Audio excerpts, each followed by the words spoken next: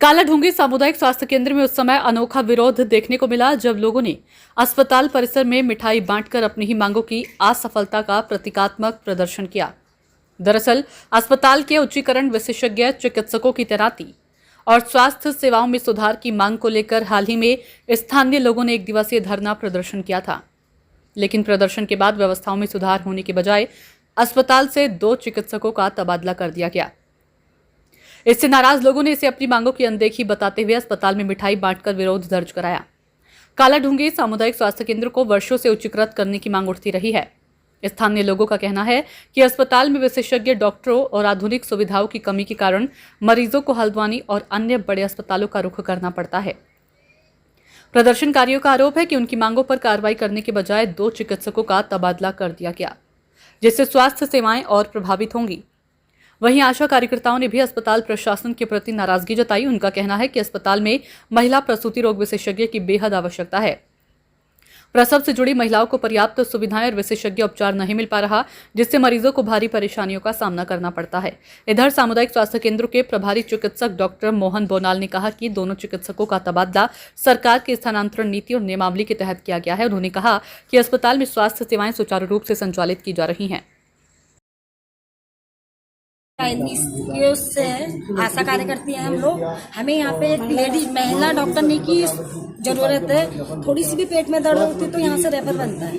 Refer इसलिए बनता है, पेट में दर्द भी हो रहा है तो भी वहीं जाना पड़ता है। यहाँ कोई व्यवस्था नहीं है। हमें 24 घंटे यहाँ पे गायनीकोलॉजी चाहिए। गर्भवती महिलाएं तो बहुत परेशान है। यहाँ डिलीवरी भी हमारी रेफर होती है, जिसमें कि वो फुल में होती है। कल भी मेरी एक डिलीवरी हुई, वो भी रेफर हुई 9:30। अभी रास्ते में हो जाती तो क्या होता है। कितने टाइम से यहाँ पर गायनी की डॉक्टर नहीं है? यहाँ तो काफी साल हो गए। जब से डॉक्टर अमृतसर के तब तक का यहाँ पे गायनी डॉक्टर नहीं थी। चाहे वो इसी बेस पे भी लेकर आए, ठेकेदारी पे लाए, चाहे कैसे भी लेकर आए, आते थे। उसके बाद से कोई नहीं। कोविड के टाइम पे थी यहाँ, उसके बाद से कोई 2-4 आते हैं वो विगत पिछले महीने हमने यहाँ पर धरना दिया था, जिसमें हमने सरकार से मांगे करी थी कि इस अस्पताल का उच्चीकरण हो और यहाँ पर अलग अलग डॉक्टर विशेषज्ञ आए।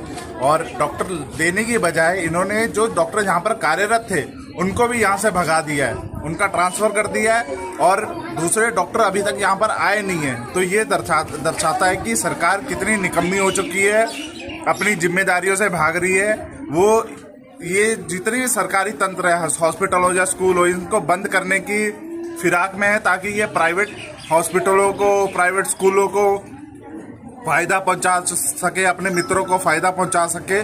तो अब ये जनता इनके ये जो जुमले हैं इनको सहने वाली नहीं है और जल्द से जल्द इनको कुर्सी से उतारने का काम करेगी जनता, क्योंकि अब त्रस्त हो चुके हैं। एक फैसिलिटी हॉस्पिटल में एक बेसिक फैसिलिटी है, वो बेसिक फैसिलिटी जो सरकार नहीं दे पा रही, तो उनका कोई हक नहीं है सत्ता में बने रहने का।